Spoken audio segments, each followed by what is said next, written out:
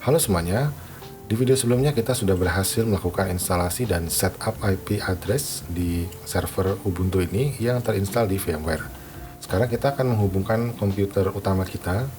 Di sini role-nya atau perannya adalah klien yang nantinya akan kita hubungkan ke server.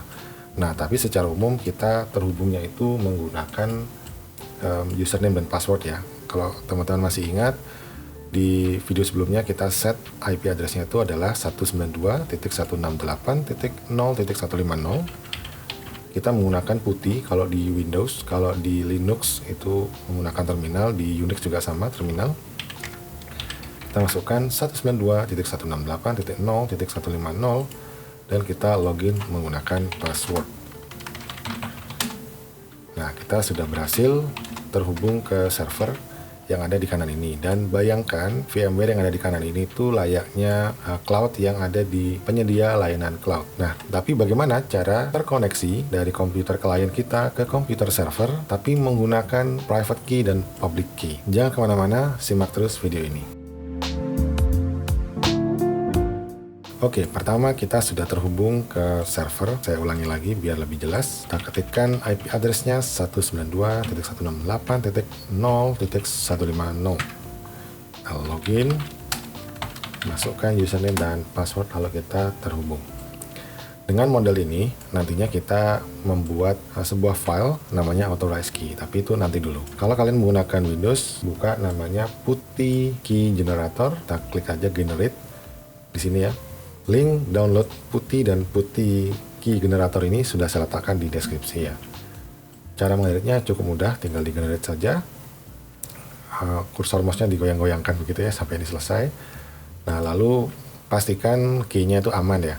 Jadi kita gunakan passphrase, tidak wajib tapi sangat disarankan baiknya digunakan karena private key kalian itu layaknya kunci pribadi kalian yang suatu saat kalau misalkan dicuri sama orang bisa digunakan untuk login ya. Tapi kalau dia nggak tahu passphrase-nya, yaitu proteksi tambahan lah untuk key private key kalian.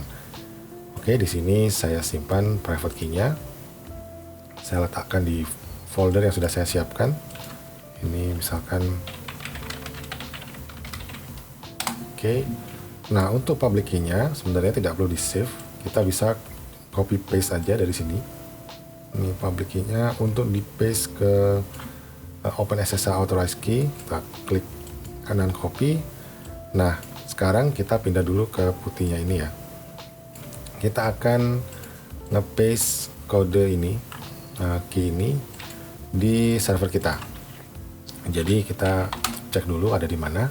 Di folder home kalian, jadi username saya Irsyad /home/Irsyad, saya akan membuat folder baru namanya .ssh. Lalu akan saya set permissionnya. Saya menggunakan ini sudo chmod dan ini saya set 700 di .ssh. Masukkan password sudo dan saya masuk ke folder .ssh tadi.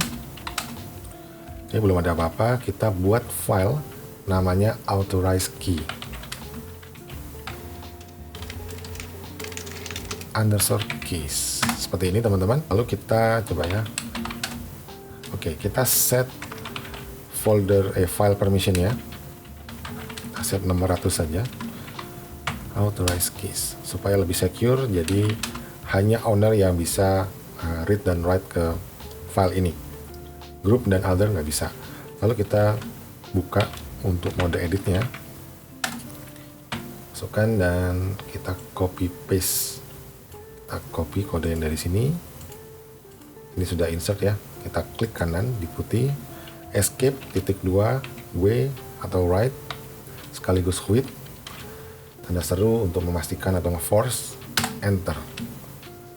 Ini belum selesai, kita harus mengedit konfigurasi dari SSH servernya. Ada di sini etc ssh. Kita cari, nah ini public authentication, yes. Lalu kita pindah ke bawah. Ada password authentication, kita ganti no. Kita save. Lalu kita restart sudo systemctl restore SSHD. Nah, sekarang kalau kita coba login new season menggunakan username password, harusnya sudah tidak bisa. Oke. Nah, akan muncul tampilan seperti ini teman-teman, karena kita sudah tidak diizinkan lagi login menggunakan password. Selanjutnya kita coba login menggunakan key. Konfigurasinya di sini. Ini biarkan terbuka dulu, tidak masalah. Kita taruh sini. Kita ketikkan dulu IP address server yang sudah kita set sebelumnya. IP-nya sudah sama. Lalu di bagian connection pilih SSH ini, klik tombol plus. Bagian auth. Di sini kita masukkan private key milik kita yang sudah di-generate sebelumnya. Open. Kita kembali lagi ke session, baiknya sekalian disimpan. Ini misalkan Ubuntu, VMware, gini aja cukup. Kita save. Nanti next time kita tinggal double klik saja. Saat ini karena sudah di set di sini, kita tinggal open. Login nama kita masukkan passphrase untuk key-nya. Dan kita sudah login. Supaya agak sedikit semi otomatis, supaya ini new season, kita taruh dulu.